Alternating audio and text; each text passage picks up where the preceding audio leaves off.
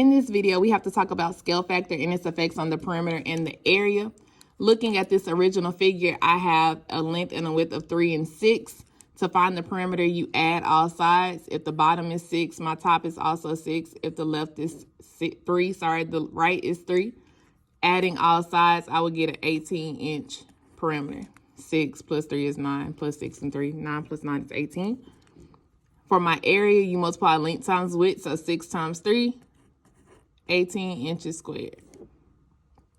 Okay, if I want to have a scale factor of 1/3 on that shape, that means I'm taking this scale factor, this 1/3, and I'm multiplying it by 6, I'm multiplying it by 3 to make a new figure. 1/3 of 6 is 2 inches, 1/3 of 3 is 1 inch. My new perimeter will be 2 plus 1 plus 2 again plus 1 again. My new perimeter is 6 inches. For my area, 2 times 1, my new area would be 2 inches squared. Then we have to talk about the relationship of these numbers. You used to do new over old. Here in the 8th grade is new over original. My new perimeter was 6 inches. My old perimeter was 18 inches. If I simplify it, I get down to 1/3. This looks a lot like my scale factor. So my perimeter should relate to my scale factor, relate directly back to my scale factor. When it comes to my area, do new over old again or new over original. My new area was 2 inches squared. My old area was 18. 2 divided by 18. If I simplify it, that's 1/9. The relationship is I square my scale factor. Sorry, didn't mean to underline that. So it's my scale factor squared. 1/3 squared is 1/9.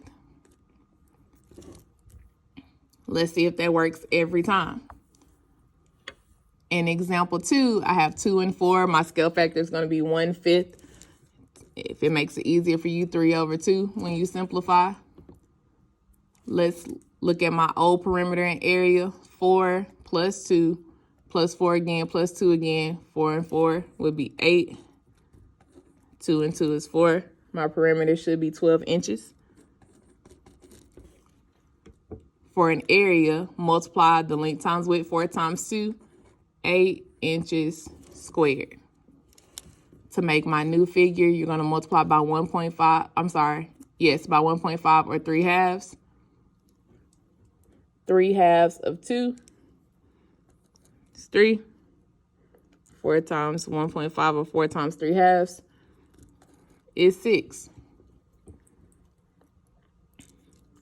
My new perimeter, add all sides. 6 plus 3 plus 6 plus 3 again should give me to 18 inches. My area, 6 times 3, should be 18 inches squared. Let's look at the relationship on the perimeter. New over original. My new perimeter was 18. My old one was 12. When I simplify, I get to 3/2, which is 1.5. This is just the same as your scale factor. I'm going to put same as SF. With the area, new over original again. My new area was 18 inches squared.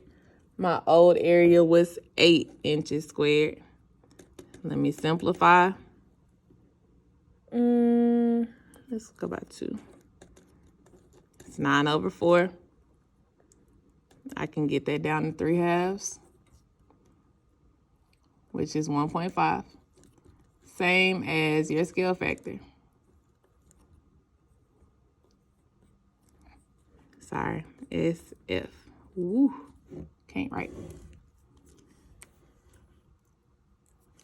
Scale factor squared. Sorry. Ooh. Can't write. Sorry. If you square that. Oh, I'm sorry. If you squared your scale factor, you would get that way. Sorry. All over the place. Let's go to the back. The back says several rectangles were enlarged and shrunk to the following dimensions. Find the scale factor that was used to enlarge or shrink each of the following similar figures. I'm going to talk about A and B. I'm going to let you have C and D. You have a 4x13 for an original and an image of 17 halves. Okay? What we've been doing is starting with finding the perimeter, and then we've been finding the perimeter in the area. You can do that.